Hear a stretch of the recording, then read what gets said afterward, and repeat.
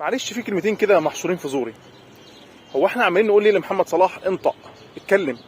هل لانه من اكتر 100 شخصيه مؤثره في العالم ففعلا دعمه هيفرق جدا ويساوي دعم دول يمكن اكتر كمان وممكن يقلب الميزان؟ ولا لان محمد صلاح ساهم في انخفاض معدل الجريمه والاسلاموفوبيا بنسبه 50% في المجتمع الانجليزي؟ ولا يمكن علشان سمعنا جماهير ليفربول بتهتف وتقول ان محمد صلاح لو سجل اهداف تانية هيبقى مسلمين ويصلوا في الجامع؟ ولا علشان نصر الدين واجب عليه، الموضوع مش رفاهيه ومش اختياري؟ وممكن برضه لان محمد صلاح هو صوتنا للمجتمع الغربي اللي اصلا 90% منهم مش فاهم مين معاه الحق ومين ظالم ومين مظلوم. واحتمال كبير برضه علشان احنا شايفين الجماعه اللي ما يتسموش مهتمين قد ايه بدعم الناس الانفلونسر. طبعا بيديلهم ثبات وقوه وتزييف للحقائق.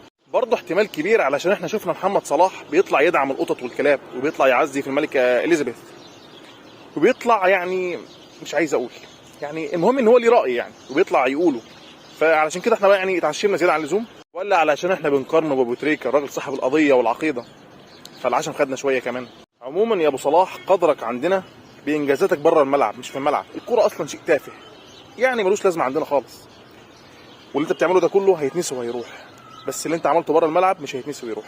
وبالرغم من ان فعلا كلمتك مؤثره وممكن تقلب الميزان وتغير الراي العام، الا ان انت اللي محتاج لقضيه فلسطين مش قضيه فلسطين اللي محتاجه لك. وعايزك تتخيل معايا كده ان الجماعه اللي ما يتسموش عملوا كده في اهل بيتك وفي اهلك، هل رد فعلك هيكون متساوي؟